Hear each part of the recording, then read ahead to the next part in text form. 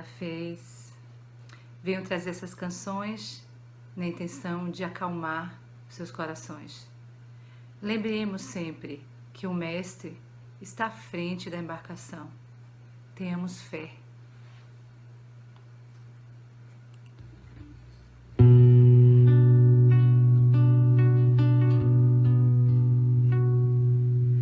Um certo dia um homem esteve aqui, tinha o olhar mais belo que já existiu.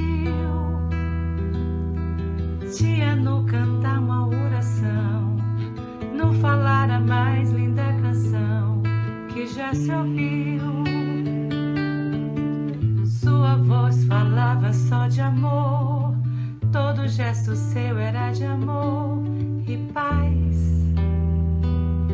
Ele trazia no coração.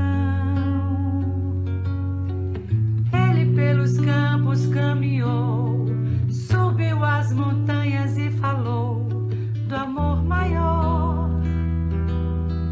Fez a luz brilhar na escuridão, o sol nascer em cada coração que compreendeu que além da vida que se tem, existe uma outra vida além. E assim, o renascer, morrer não é o fim.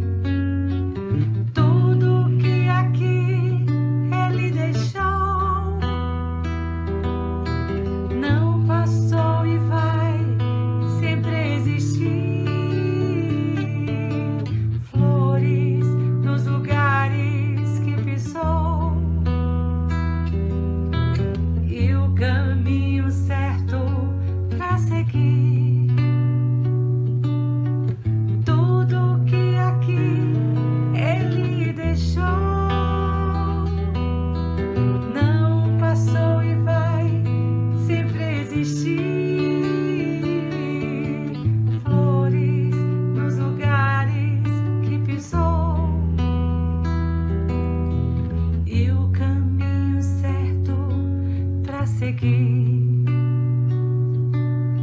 Eu sei que ele um dia vai voltar e nos mesmos campos procurar o que plantou e colher o que de bom nasceu, chorar pela semente que morreu, se florescer. Mas ainda há tempo de plantar, fazer dentro de si a flor do bem crescer, pra lhe entregar quando ele aqui chegar. Tudo que aqui ele deixou não passou e vai sempre existir. Flores nos lugares que pisou e o caminho certo pra seguir. Tudo que aqui ele deixou não passou e vai sempre existir. Flores nos lugares que pisou e o caminho certo pra seguir.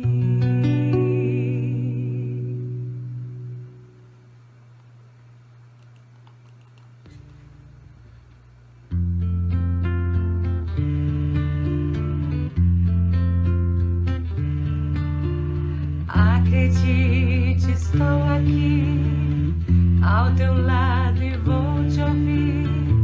Venho consolar teu coração. Fale-me do teu sofrer, busque a mim, basta querer. Posso restaurar a tua vida.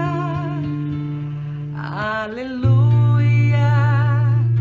Aleluia, aleluia, aleluia.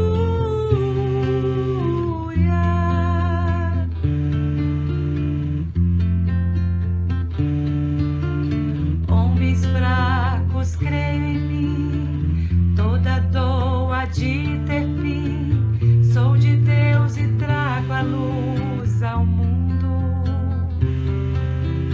Todo pranto há de secar, a esperança vai brotar. Sinta minha presença em tua vida.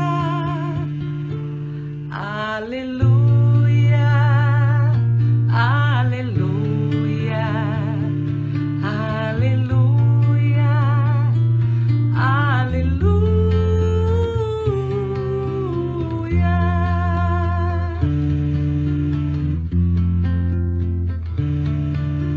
Sou Cristo Consolador, mensageiro do amor. Junto a mim encontrarás abrigo nas tormentas e na dor. Não desista, lá estou. Trago a esperança, sou amor. Aleluia, aleluia, aleluia, aleluia.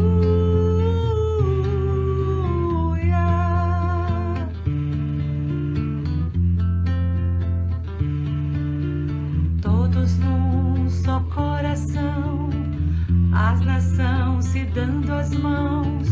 Somos todos filhos do Senhor. Sai o ódio, entra o amor. Vai a guerra, nasce a flor. Então cantaremos aleluia, aleluia, aleluia, aleluia, aleluia.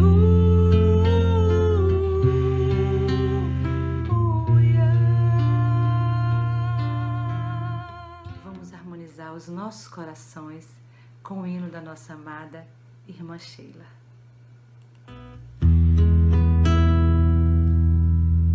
Vamos unidos a Sheila numa alegria sem fim, cantar como os passarinhos que esvoaçam no jardim.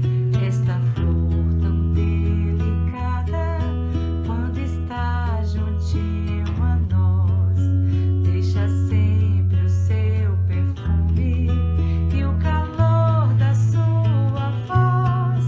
Irmã Sheila, tão querida, vem trazer-nos essa luz que ilumina nossa vida nos caminhos de Jesus.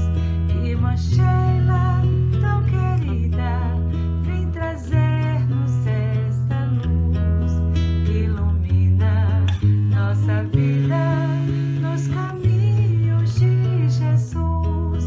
Ao enfermo que espera fraternidade e amor, levaremos nesta noite lenitivo a sua dor.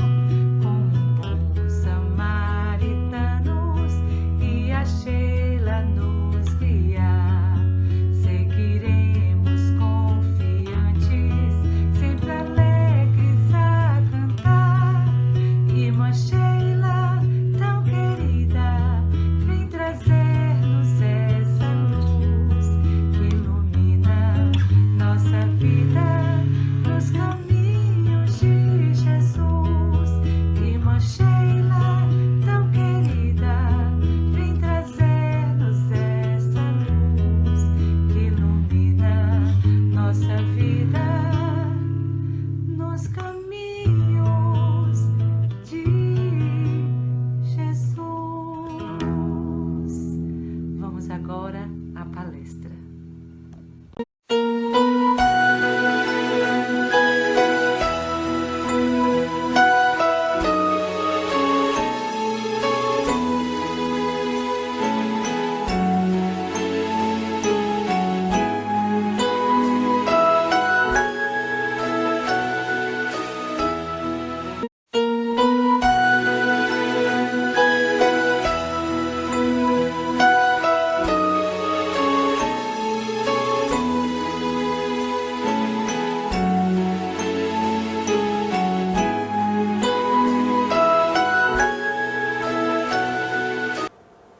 pessoal, saudação a todos e a todas.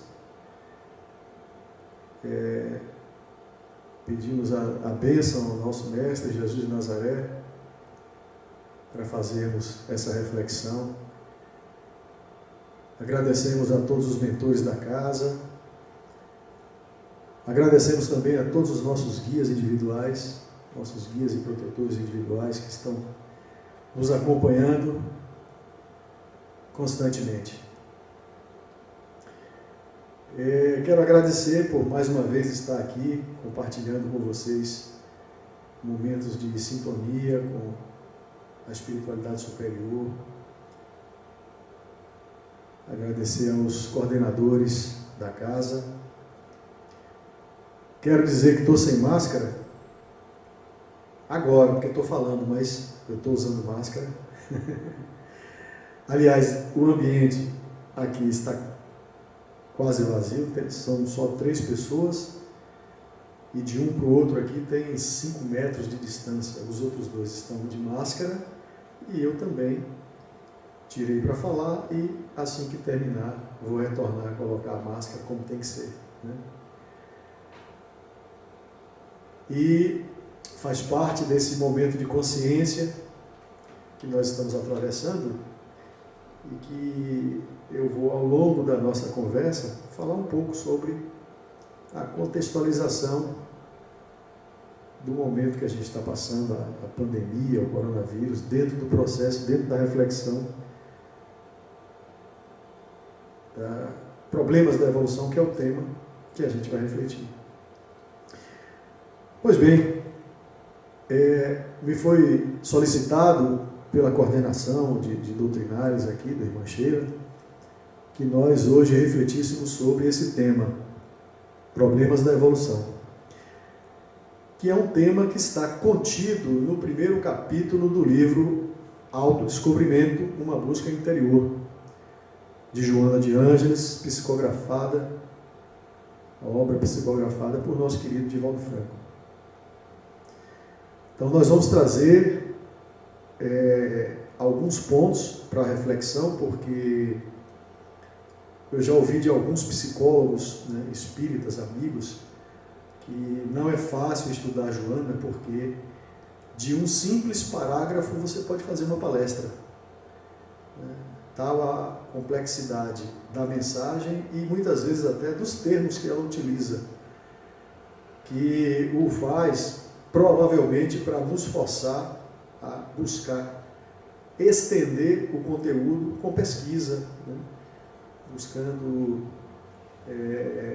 acrescentar outros conteúdos a partir daquilo que ela inicia nas suas obras. Então eu espero ser feliz naquilo que eu considerei relevante para conversar num tempo tão curto, 55 minutos, 1 hora, menos de 1 hora. E, com base nesses tópicos, vamos ver o que é que a gente consegue extrair e refletir. Antes de entrar na obra de Joana de Ângeles, eu tomei como ponto de partida da nossa conversa o nosso livro fundamental, o nosso ponto de partida, o nosso livro dos Espíritos, porque falar de evolução, falar de problemas da evolução, requer falarmos de evolução como lei. A evolução é uma lei. E em O Livro dos Espíritos nós temos um capítulo todo dedicado às leis morais. Começa com a lei de amor, a lei de Deus, e finaliza com a lei de caridade e justiça, né? Amor, caridade e justiça. E no rol dessas leis, são 11, nós temos a lei de destruição e temos a lei de progresso. Destruição e progresso estão diretamente ligadas ao conceito de problemas da evolução, que nós vamos destacar hoje, porque conforme o próprio Livro dos Espíritos destaca,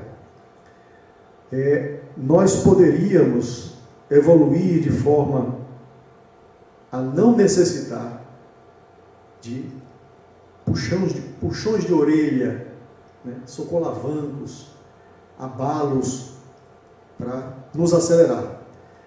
Mas como a humanidade não acelera, como a humanidade não evolui da forma como deveria, e como é da lei da natureza, é da lei de Deus, que tudo se renove, logo, estruturas velhas têm que ser destruídas para que sejam construídas estruturas novas.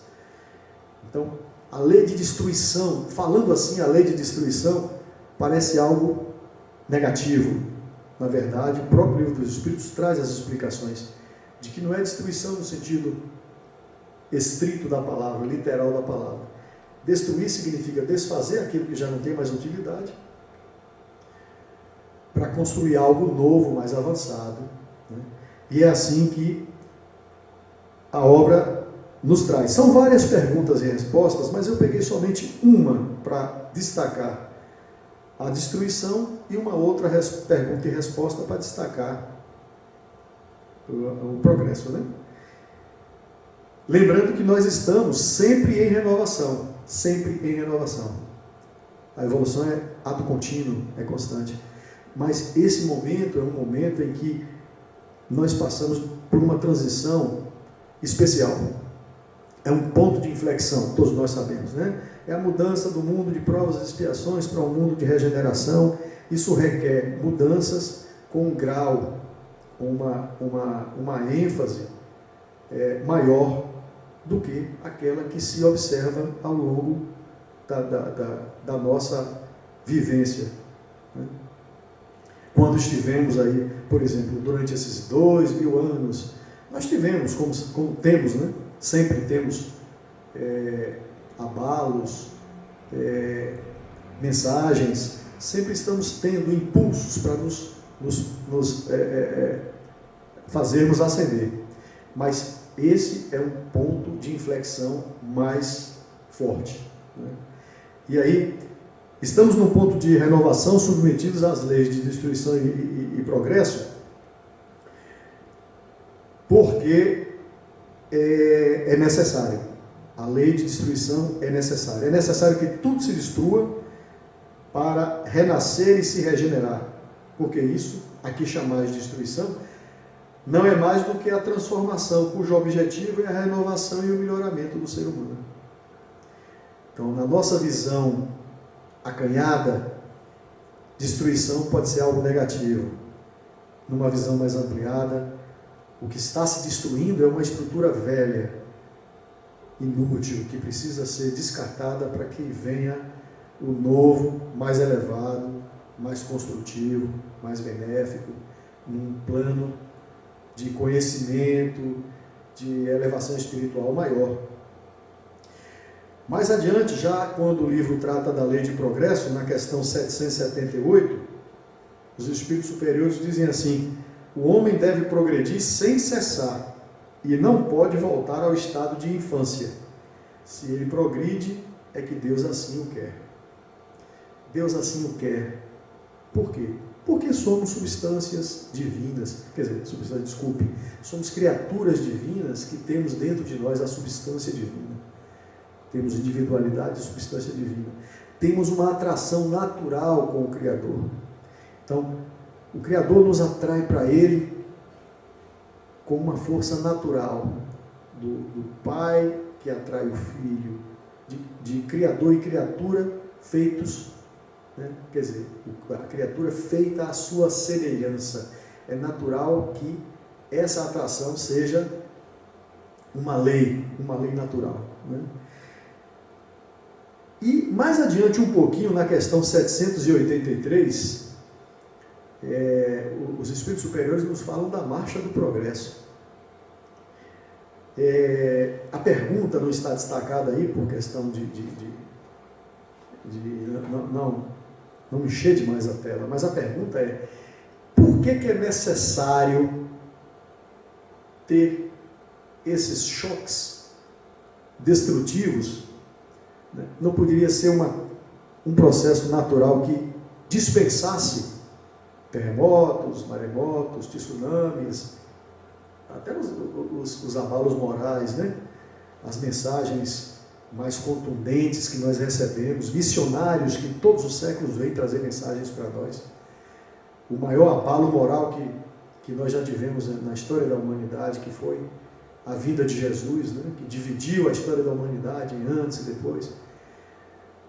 Isso tudo é necessário, por quê? Aí a questão 783 diz isso: há o progresso regular e lento que resulta da força das coisas. Ou seja, força das coisas seria a força natural em nós. Se nós tivéssemos essa predisposição, essa vontade, essa atitude de fazer naturalmente o esforço evolutivo, que a questão 909 diz que nós não fazemos. Quando Kardec pergunta por que a gente não consegue se livrar das nossas más tendências, por que a gente não consegue evoluir de forma natural? A resposta é muito simples: porque vocês não fazem esforços. E na maioria das vezes bastariam pequenos esforços, mas muitos poucos dentre vós fazem esforço. Então, é claro na mensagem de O Livro dos Espíritos que nós temos aquela tendência à estabilização, ao conforto, à preguiça, e é necessário então que de tempos em tempos, quando ele mesmo menciona na sequência, quando porém um povo não progride tão depressa quanto deveria, Deus o sujeita de tempos em tempos a um abalo físico ou moral, como eu falei antes, que o transforma. Então nós tivemos em 2004 um tsunami lá na Indonésia, coisa triste, quase 300 mil pessoas desencarnaram. Não é tema para conversar agora, vocês já leram a respeito, já sabem a respeito. Mas é uma coisa que choca, como é que a gente não fica sensibilizado com um desencarne coletivo daquela magnitude. Olhando de cá, olhando daqui de baixo, por assim dizer, a gente pode não compreender como aquilo é necessário, como foi necessário, como está sendo necessário passar agora por essa experiência do coronavírus, e como será necessário passar pelas experiências futuras. A gente está passando por uma experiência com o coronavírus, já está aí muita gente querendo nem considerar a necessidade de refletir esse processo, e tem pessoas que nem imaginam que outros processos virão, porque o processo de regeneração, para se consolidar como regeneração, na verdade, é um período, né? É um período que vai durar aí, segundo os estudos, vai demorar 1000 anos em regeneração, até a gente entrar em mundo ditoso, lá pelo ano 3000. Então, até a consolidação da nossa entrada no período de regeneração, muitos ajustes terão que ser feitos. E alguns, talvez, ajustes, abalos físicos. Infelizmente, a gente tem que considerar essa possibilidade, né? Os tufões, os furacões, os tsunamis, os terremotos, né, os vulcões, são abalos que têm esse papel dentro da lei de destruição, que são efeitos, fenômenos renovadores, fenômenos que provocam um ponto de inflexão para início de uma nova fase, né? Bom, eu trouxe então essa parte inicial para pegar o fio da meada, já que a gente vai falar de problemas da evolução. Falamos então sobre a evolução como lei, como necessidade.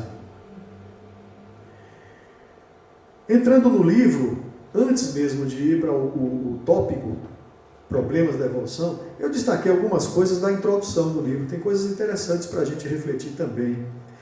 Então, na introdução, Joana de Ângeles, ela faz referência a alguns psicólogos e psiquiatras notáveis. Então ela cita Elizabeth Kübler-Ross, ela cita Raymond Moody Jr., cita o Viktor Frankl, cita o Maslow, enfim, pessoas que trouxeram uma contribuição muito grande para a psicologia, né, e a psiquiatria. Muitos desses nomes estudaram assuntos que são hoje pontos de partida, pretextos para correlacionar ciência e espiritualidade, né?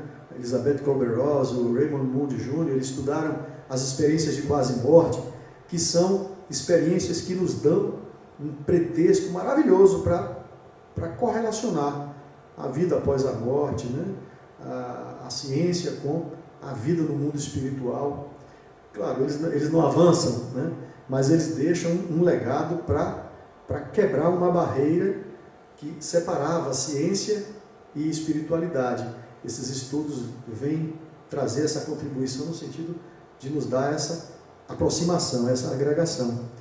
Mas, ao mesmo tempo que ela destaca a importância desses grandes cientistas, né, ela também diz o seguinte, que a psicologia tradicional tem uma limitação na sua área de estudo.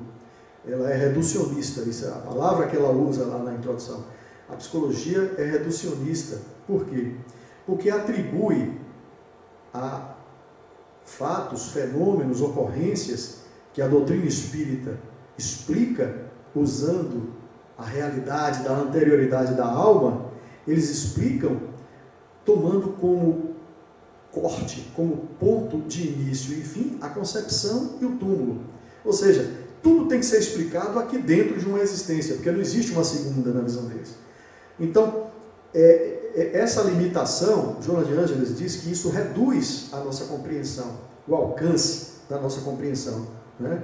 A saúde, a doença, a felicidade, a desdita, a genialidade, as patologias mentais não passam de ocorrências estúpidas da eventualidade genética. Ou seja, é o acaso, né? Fica sendo obra do acaso. E isso ela deixa bem claro que é uma limitação que merece registro, né? E que a psicologia espírita vem para ampliar os horizontes nesse sentido, dando as explicações que não eram dadas pela psicologia tradicional, né? Cita também aspectos da ciência. Ela fala da engenharia genética, que aliada à biologia molecular, começa a detectar a energia como fator causal para a construção do indivíduo, que passa a ser herdeiro de si mesmo. Olha só, o indivíduo que é tratado em certas condições, em certas obras, por certos pesquisadores, como ela mesma diz, um amontoado de células coordenadas por um centro nervoso, por uma estrutura central nervosa. Ou seja, um amontoado de células. Quando ela traz a ciência com esse viés, né, já com o indivíduo sendo tratado como energia, aí já há uma quebra de paradigma. Aliás, vale citar, eu gosto de citar, o Dr. Décio Yandel Júnior, que trabalha junto com outros pesquisadores, doutores espíritas, trabalham muito dentro dessa área de neurociência e tem trazido contribuições maravilhosas, né, expandindo essa compreensão sobre as nossas potencialidades, sobre o ser humano visto numa dimensão muito maior. Então, somos energia, né? Ainda na introdução, aí ela começa a falar que, face a esses avanços que são inevitáveis, né, trazidos pela psicologia, pela filosofia, pela ciência propriamente, pela física, pela biologia, né, pela química, etc., a necessidade do autodescobrimento fica mais necessária, né? Torna-se inadiável, nas palavras de Joana de Ângeles na introdução. E aí, consciente das próprias possibilidades, o indivíduo ruma para a libertação interior. Ou seja, libertação interior. Eu grifei aí porque quem precisa se libertar, obviamente, é porque está preso. E aí Joana vem destacar o que nessa parte da obra dela? Estamos presos a quê?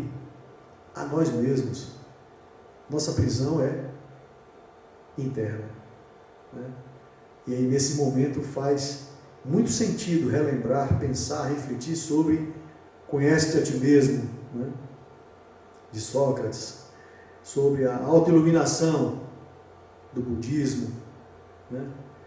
ela vai destacar ao longo do trecho que nós vamos estudar vários problemas que nós temos para tratar no nosso inconsciente. E que isso é que vai dar a condição da gente se libertar, da gente ser pleno. A Joana de Ângeles, ela tem na série psicológica muitos livros que destacam isso com muita propriedade, né? Plenitude, o que é ser pleno? É ser senhor de si, é ser dono de si, conectado com a divindade, é ter o domínio e a percepção, o conhecimento da mente cósmica, é ter essa conexão direta com a divindade e gozar dos privilégios dessa liberdade, né? Enquanto isso, a gente continua na ignorância. E porque nós nos desconhecemos, vitimados por heranças ancestrais, olha aí, ela começa a falar de heranças ancestrais que não estão contidas entre o nascimento e o túmulo, entre a concepção e o túmulo, que é aquela limitação a que ela se refere no reducionismo. Ela fala da herança ancestral se referindo a reencarnações anteriores.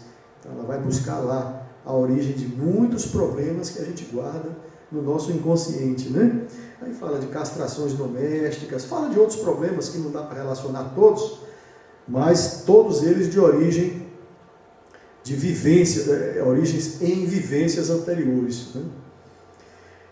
E em função disso o indivíduo permanece fragilizado, suscetível a todo tipo de estímulo negativo. O indivíduo não amadurece o eu profundo, continuando sob o jugo dos caprichos do ego. Numa obra que também está na série psicológica, o Autodescobrimento, Uma Busca Interior, é o 7º livro da sequência, né? A série psicológica de Joana de Ângeles tem 17 livros e esse livro é o 7º.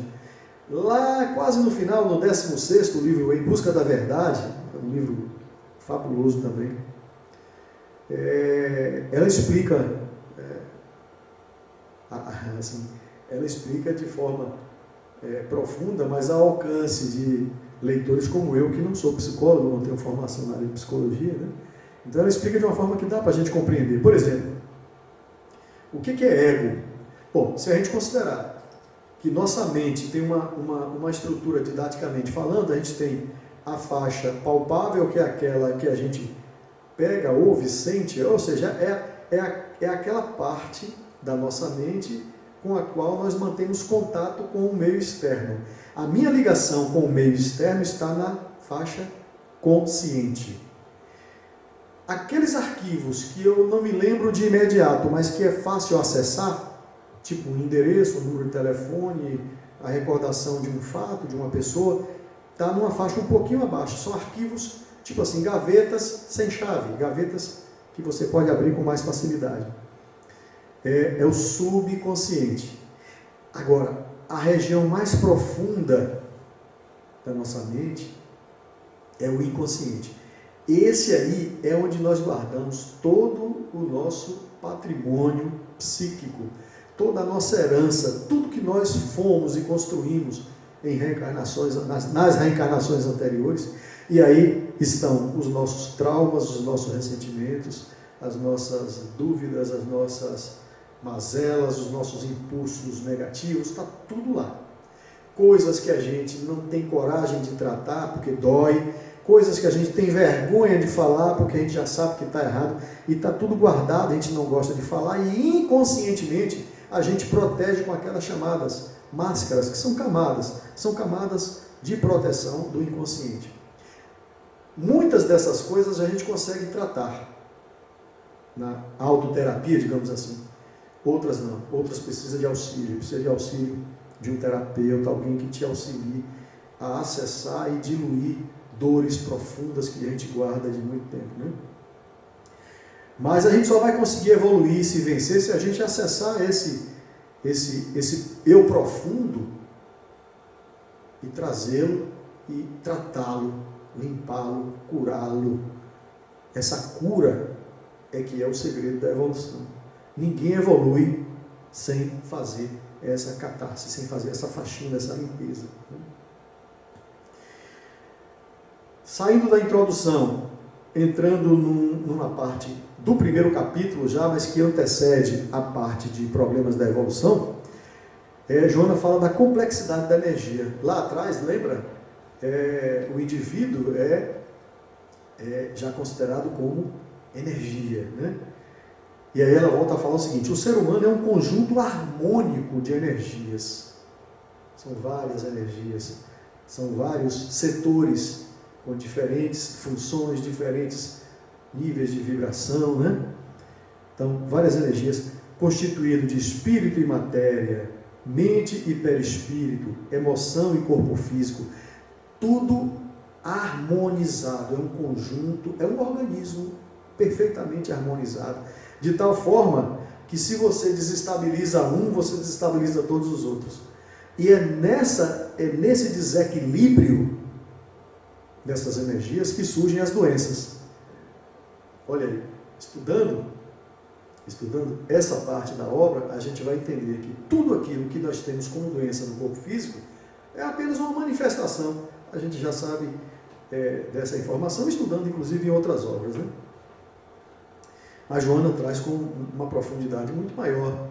Então, uma doença de pele, um câncer, enfim, qualquer doença que a gente traga no corpo físico é mera manifestação, porque a origem de tudo isso está no espírito, né? Então, as doenças podem resultar do uso inadequado das energias, da inconsciência do ser em relação à vida e à sua finalidade. Daí porque é necessário que a gente tenha projeto de vida, aquela pergunta e aquela resposta que a gente encontra, né, do que eu sou, né? Quem sou eu, que criatura sou eu, né? De onde eu vim, para onde eu vou, o que é essencial cultivar, né? Quais são as dificuldades que eu tenho, eu tenho objetivo e tenho meta, né? Objetivo a gente já sabe, é evoluir. Agora, metas são os procedimentos, é tudo que eu preciso fazer. Então tem que ter um planejamento para saber como eu vou galgar essas dificuldades, né? E ela destaca duas consequências do desequilíbrio dessas energias. Ela fala da congestão e da inibição. Muitas vezes o ser em crescimento interior sofre os efeitos de energias abundantes. É o excesso, é o exagero. A gente peca muito por exagero. O excesso da comida, o excesso da emoção, né? O excesso dos vícios. Todas essas energias abundantes vão causar o que ela chama na obra de congestão, que são vários distúrbios de comportamento, são os campos de enfermidade, são as doenças. Então, quando a gente exagera, quando a gente peca por excesso, a gente cria campos enfermiços, são fontes geradoras de doenças. Ao mesmo tempo, as energias que a gente não consegue eliminar corretamente e mantidas sob pressão, elas vão ficar inibidas. Numa outra obra, Dias Gloriosos, esse livro não faz parte da série psicológica, mas no livro Dias Gloriosos ela tem uma abordagem muito, muito boa sobre isso, que ela trata um capítulo inteiro só sobre esse tratamento, como é que a gente deve mergulhar no inconsciente e pegar aquilo que ela chama mal, né? Lidando com o mal, é o nome do capítulo. Conversar, às vezes ela usa esse tipo de expressão, né? Converse com o seu problema, converse com o seu impulso, negocie com ele, né? Toda vez que ele vem forte, você faz aquela contenção, né? Evita deixar aquilo se transformar em atitude, em ação, né? E aos poucos, nesse diálogo, entre aspas, você vai conseguindo diminuir a potência daquele impulso, né? E aí você vai conseguir eliminar corretamente aquelas energias nocivas, negativas, deletérias que a gente acumulou, né?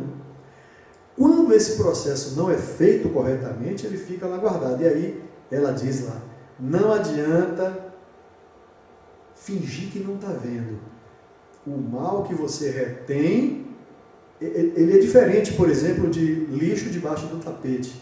Porque o lixo debaixo do tapete, ele fica lá. Ele não some, fica lá, mas não cresce.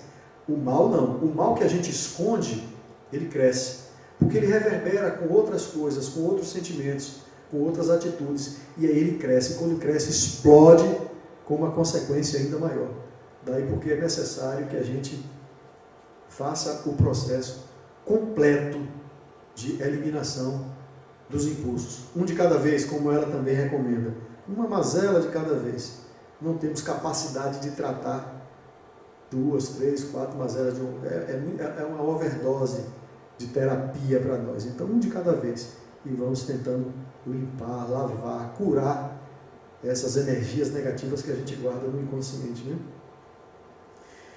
Relembrando o Livro dos Espíritos, falando sobre excesso, né? A questão 907, Kardec pergunta: será substancialmente mal o princípio originário das paixões, embora esteja na natureza? Eles respondem: não, a palavra está a paixão está no excesso, que se acrescentou à vontade, visto que o princípio que lhe dá origem foi posto no homem para o bem, tanto que as paixões podem levá-lo à realização de grandes coisas. O abuso que delas se faz é que causa o mal. Ou seja, é importante, é salutar que se tenha vontade. A gente precisa ter vontade. Agora, o exagero da vontade é a paixão. Essa é negativa. É a isso que Kardec pergunta e os Espíritos respondem. A gente costuma usar o termo paixão como sinônimo de vontade, de entusiasmo. Bom, dependendo do contexto até que pode ser, mas ao longo de toda a obra do Livro dos Espíritos, ele trata a paixão como algo excessivo. A paixão é algo que a gente tem que controlar, aprender a controlar. Vontade, sim. Paixão não. Paixão é excesso. Aqui, rapidamente, Joana fala do indivíduo como uma soma harmônica, né, um conjunto harmônico de energias, mas ela cita o Albert Einstein aí, falando do homem como consciência, né?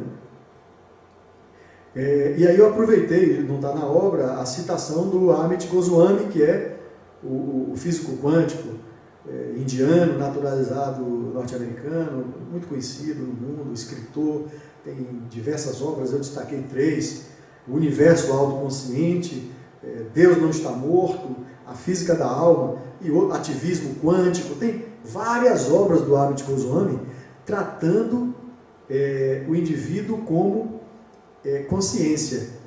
Ou seja, aquilo, e Joana fala aí, essa consciência condutora, certamente, a ele pré-existente e sobrevivente, é na verdade o si eterno, é o Deus em nós. Ou seja, aquilo que nós, na doutrina espírita, né, os espiritualistas, de um modo geral, chamam de espírito, esses cientistas que estão fazendo um trabalho maravilhoso de aproximação entre ciência e espiritualidade, eles chamam de consciência. Mas a consciência nada mais é do que o eu profundo, né? O si eterno, é o Deus em nós. Bom, pode dar o nome que quiser, as coisas convergem para a mesma origem, né? E aí, entrando já na parte específica da nossa conversa, embora o que foi tratado antes tenha uma correlação direta, porque até a preparação que a própria Joana de Ângeles faz para entrar nessa abordagem, ela começa a destacar uma série de problemas que nós temos no nosso processo evolutivo. Então ela começa falando assim: o ser é como a semente portadora de vida, que quando colocada para a germinação experimenta a compressão do solo. Olha que comparação. O nosso processo de crescimento espiritual, crescimento de consciência, ela compara a dificuldade dessa expansão à dificuldade da semente. É tão difícil vencer a compressão das energias que nos prendem, que nos amarram, nossas próprias amarras, nossas próprias algemas, né? É tão difícil vencer as nossas próprias algemas, como é difícil para uma semente que você coloca dentro da terra e ela tem que vencer a compressão do solo para germinar, sair, virar uma planta, crescer, né? E ganhar a plenitude como árvore. Ela inicia problemas da evolução fazendo esse tipo de analogia, né? Então somos como sementes, né? E o Livro dos Espíritos faz uma comparação um pouco diferente, chamando tudo de germe enquanto elemento inicial de um processo de crescimento. Assim, o nosso planeta Terra também, dentro dessa concepção, dessa ideia, é um astro em crescimento e que partiu também de um germe lá atrás. Tudo evolui, tudo no universo evolui.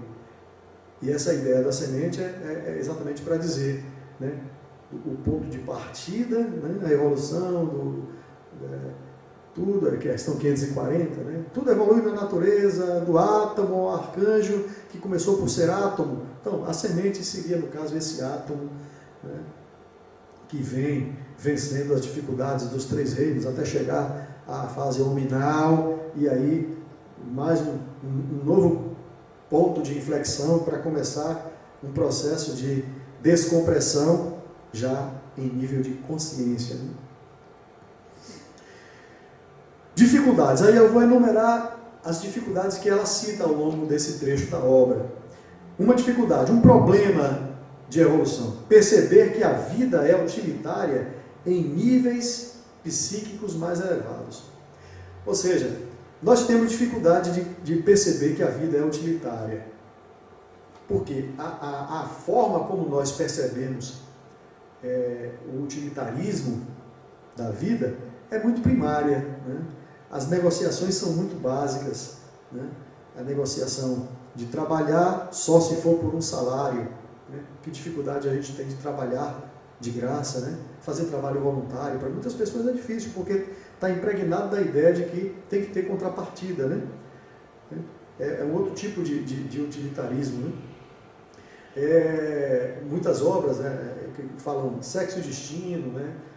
As obras que falam da sexualidade, muitas delas falam o seguinte, que esse aspecto do utilitarismo para nós, ele é interessante porque a procriação em nosso nível evolutivo, é uma necessidade para a reencarnação, mas teve que ser colocado um componente de troca, que é o prazer da relação sexual. Então, se a relação sexual não tivesse prazer, talvez, né, a gente tivesse problemas para que as reencarnações acontecessem, né? Porque está dentro dessa visão limitada do aspecto utilitário da vida. Ela destaca isso na obra. Querer aplicar às novas situações as mesmas soluções das antigas. Joana deixa claro o seguinte: o que você resolveu ontem não serve para resolver hoje, literalmente, 100% da solução, né? Você vai ter que usar todo o seu conhecimento de ontem para aplicar na solução de hoje, mas com um grau de liberdade para o inesperado, porque se tudo está em evolução, tudo é novo. Então, não existe fórmula pronta para você encontrar e aplicar continuamente para as situações que vão aparecer. E essa é uma dificuldade muito grande. A gente cria modelos, a gente cria rotinas, anota, decora e quer que aquilo seja aplicável em todas as situações, ou pelo menos a gente quer encontrar em um grande número de situações a aplicabilidade da solução que a gente aplicou no modelo antigo. Esse é um erro capital, é um grande problema da evolução. É não considerar que a solução antiga valeu para a antiga, ela te amadurece, mas você está diante do novo e a solução tem que ser construída novamente. Os fatos do passado devem ser convertidos em memórias sólidas, para que novos conhecimentos possam ser produzidos. Exatamente, quer dizer, o que você viveu no passado é aprendizagem e é útil como referência, mas não para repetir. É útil como referência, como maturidade para você se sentir seguro para enfrentar a situação nova. Zona de conforto. Ela diz o seguinte: quando a gente está bem, quando a gente está de férias, não tem que se preocupar. É uma situação criada dentro de certas limitações, né? A gente tem um mês de férias, aí não tem aquelas preocupações de rotina e fica numa situação de conforto. As férias elas só são úteis porque elas são um pequeno intervalo que vai lhe separar de 2 períodos de trabalho. Mas imagine você a vida inteira num conforto eterno. Não aprenderia nada, não teria desafio, não teria crescimento nenhum a realizar, porque estaria numa linha horizontal, digamos assim, de comportamento, logo não teria desafios, não teria avanço, não teria progresso, né? Então, no conforto a gente estaciona, na dor é que a gente se movimenta. Daí a importância da dor, não como visão masoquista, mas como interpretação de que ela é consequência de um esforço necessário que a gente tem que fazer para mudar de patamar, para avançar.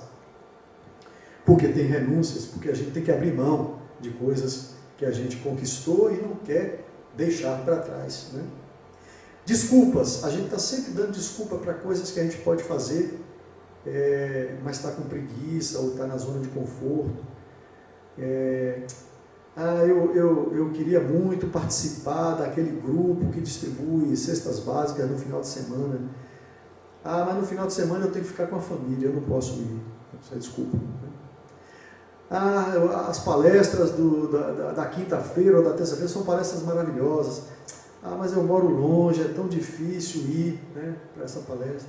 E coisas desse tipo. A gente está sempre criando uma desculpa para uma falta de vontade, né, para uma falta de esforço. Não empreender, ou melhor, não compreender e respeitar a diversidade.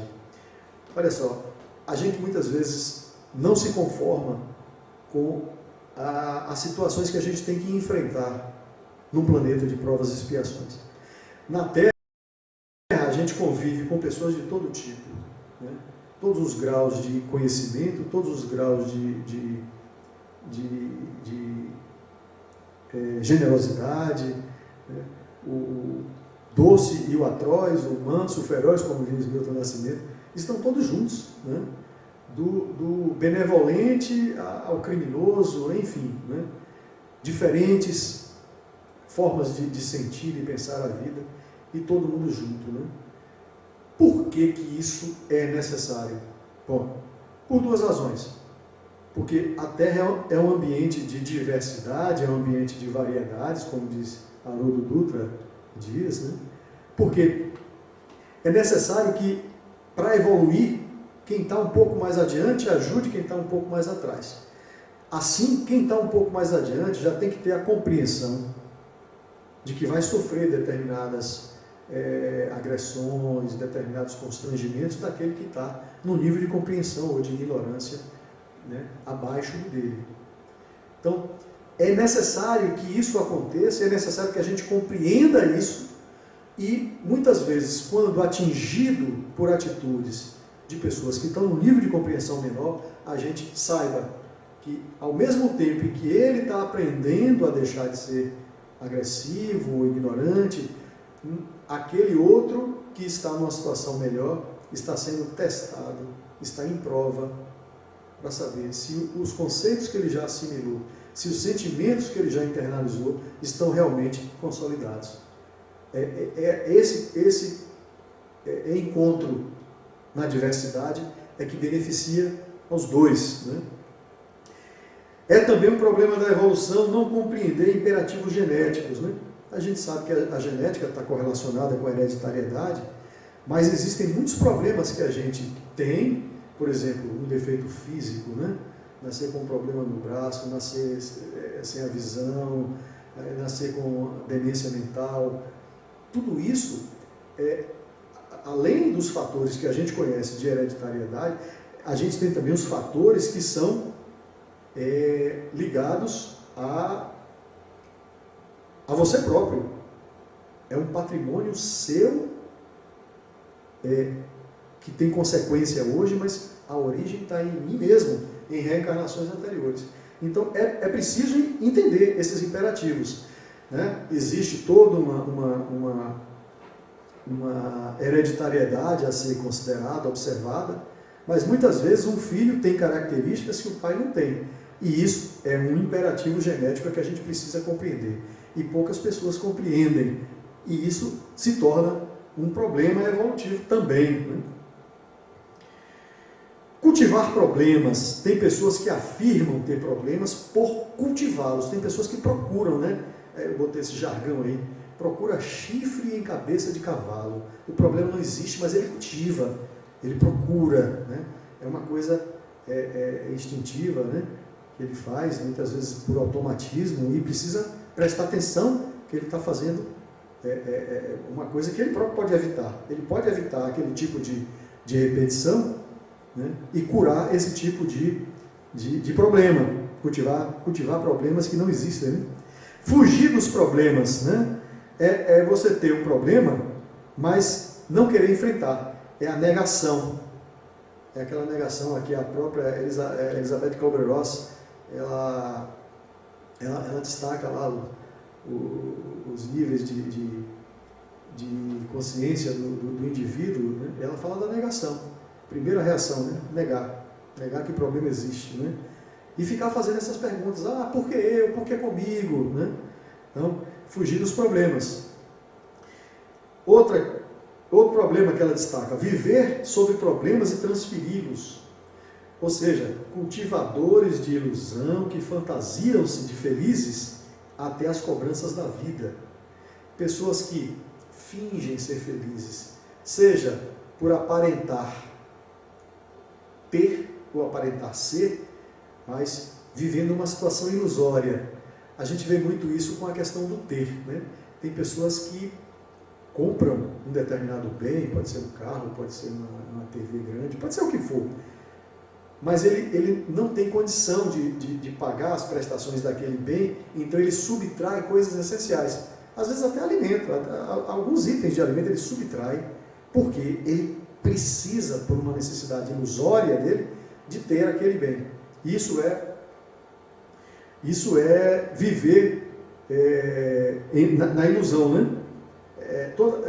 E tem consequências orgânicas, é o caso das doenças, né?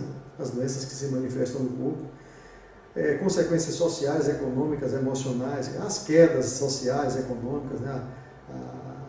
As falências das pequenas empresas, até das próprias pessoas, né? Falências por querer ter um nível de vida que não é compatível com o que ganha, né? Emocionais, as depressões, muitas depressões têm origem nesse tipo de fato também.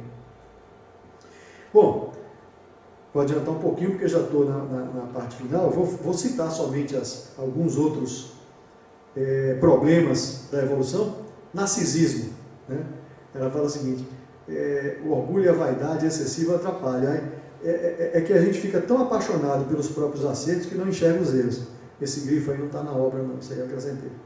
A gente fica tão, né, o narcisista ele fica apaixonado, não pode ver o espelho. E aí ele só se vê e só procura ver a parte boa, só procura ver a parte luz e esquece de tratar do lado sombra. Complexo de inferioridade, Joana também destaca isso aí.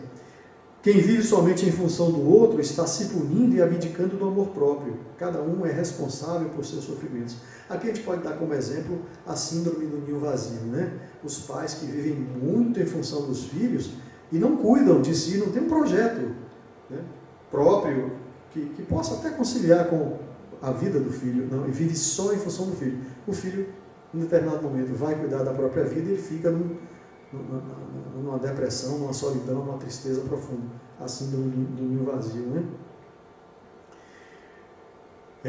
Cada um é responsável por seus próprios sofrimentos, né? Então, a gente tem o papel fraterno de ajudar as pessoas que estão ao nosso alcance, filho é uma relação de responsabilidade mais profunda, mas cada um tem que ter o cuidado com a própria evolução, a evolução individual, né? As suas próprias conquistas, as suas próprias responsabilidades, né?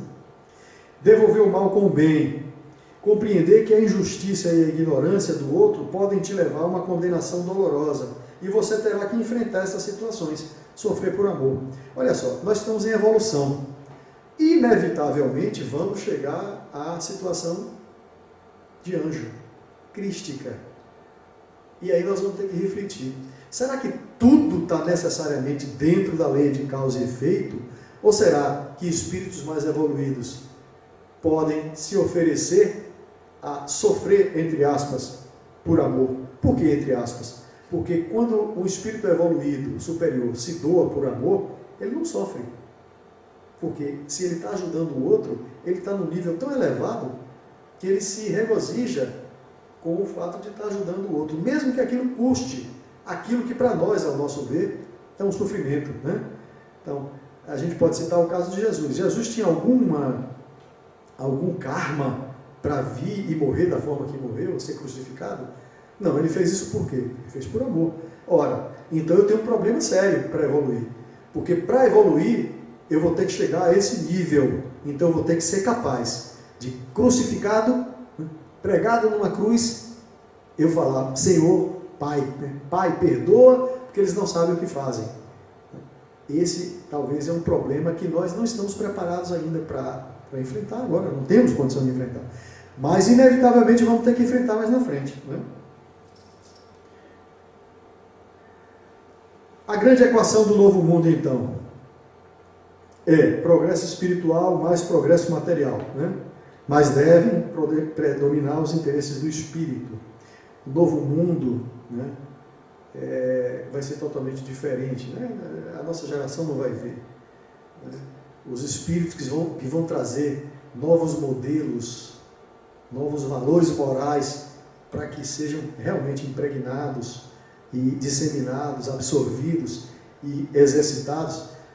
Muitos já estão encarnando, mas a implantação desse novo modelo talvez nem tenha acontecido ainda, né? Isso vai acontecer lá na frente, lá, quem sabe os nossos netos, os nossos bisnetos vão ter condição de vivenciar esse novo mundo, né? Destinação correta da inteligência, eliminação progressiva da astúcia. Joana de Ângeles diz que astúcia é inteligência sem evangelho, né? Nós temos hoje pessoas inteligentíssimas, mas a gente observa hoje a inteligência a serviço de quê? Da criação da bomba atômica, da criação de programas que vão hackear e roubar contas bancárias. Ou seja, nós conseguimos já desenvolver bastante a inteligência, mas é preciso agora que o lado moral se desenvolva para que a astúcia desapareça. Esse é um outro problema da evolução, né? Honestidade para consigo mesmo e para com seu próximo. E ela finaliza dizendo que o ser psicológico amadurecido ama e confia. Amar num patamar diferente, totalmente diferente desse que nós chamamos de amor. Nós não sabemos o que é amor. A gente chama de amor aquilo que a gente consegue, né, dentro da nossa limitação. Amar e confiar, se entregar, como Paulo de Tarso, né? Já não sou eu quem vive, é o Cristo que vive em mim. Ali ele confia, ele sabe que Cristo sabe decidir melhor do que ele, que Cristo, por amor e por sabedoria, sabe conduzi-lo melhor do que ele próprio. Então ele confia, ele ama e confia, né? Fitando o alvo e avançando para ele sem ter nem ser problema na própria trajetória. Já estou quase 1 hora, né? Me ajuda aí, você gravou? Pedi aqui auxílio aos universitários para ver. 55, já estou no final, já vou então partir para a conclusão. Então nós temos um grande problema de evolução, que é a dificuldade de nos renovarmos, renascermos a cada dia, né? Porque temos essa tendência psicológica de estabilização. Temos dificuldade de fechar ciclos. A gente tem que fechar ciclo todo dia, né? O ciclo do próprio dia, o ciclo do trabalho, o ciclo de uma turma que estuda junto né, no colegial, o ciclo universitário, o ciclo, sei lá, de uma tarefa que se desenvolve na casa espírita, ela tem início, meio e fim. A gente precisa compreender que tudo é cíclico. A vida nessa existência, ela é cíclica, e a gente tem que compreender que a morte é o fim de um ciclo apenas, né? E finalmente, sim, fechando a ideia, a dificuldade de fechar um ciclo vem da insegurança de iniciar um novo ciclo. A gente tem medo do novo. A verdade é que nós temos medo do desconhecido, né? E há um ditado que diz assim: toda vez que eu conheço algo, o desconhecido me alcança. Então esse medo é natural, mas é necessário que a gente faça um esforço de coragem e de vontade para enfrentar o novo e crescer, né? E finalmente a dificuldade de perceber os sinais da vida. Perceber os sinais da vida. Aí eu aproveito esse destaque para dizer o seguinte: nós estamos vivendo um momento crítico agora, né? Estamos vivendo um momento de pandemia. A pergunta é: o que a vida está me dizendo? Que sinal é que a vida está me trazendo? Eu vou guardar isso para fechar na última mensagem, né? O que é esse sinal? E isso é realmente um sinal? Porque Jesus foi perguntado sobre isso. Quando é que eu vou ter o sinal, né? E lá no Evangelho de Marcos, capítulo 13, ele fala, né? Para a gente observar a parábola da figueira, mas eu vou falar sobre isso já no final. 3 minutos. Vou encerrar com mensagens de 3 grandes espiritualistas, né? 3 grandes seguidores do Cristo, 3 grandes cristãos. Primeiro, o professor Pietro Baldi, maravilhoso espiritualista, que tem um livro, Evolução e Evangelho, que é maravilhoso para abordar exatamente essas questões que a gente tratou aqui. Em determinado trecho, quando ele fala da nossa responsabilidade sobre o nosso destino, né? Nós somos senhores de nós mesmos, né? Do passado ao futuro, ele fala assim: é necessário no processo de evolução que a gente faça uma grande revolução. E a revolução é grande e atinge até as raízes da própria vida. Trata-se de substituir a força pela justiça, a cupidez de possuir pela honestidade, a luta desesperada na vida pelo amor evangélico, o poder na terra pelo poder no céu. Quem já está preparado para isso, né? E aí ele faz a sugestão: apresentar o evangelho pelo seu lado utilitário, demonstrando que ele dá maior rendimento prático do que os métodos que o mundo usa. Resumidamente, seguir o evangelho, querer evoluir, significa parar de sofrer. Se a gente começar a fazer esse trabalho de autodescobrimento e ver quanto a gente sofre por falta do autoconhecimento, a gente vai ver que essa busca vai nos trazer muito mais lucro, no sentido de ganho, né, espiritual, do que essas trocas horizontais que a gente faz num nível muito baixo, que é o nível de compreensão que a gente tem atualmente. Leon Denis, no livro Problema do Ser, do Destino e da Dor, no capítulo 24, ele fala uma coisa interessante, né? Não há progresso possível sem a observação atenta de nós mesmos. Necessário vigiar todos os nossos atos impulsivos. Joana também fala, né? Trate seus impulsos, converse com seus impulsos e trate um de cada vez, né?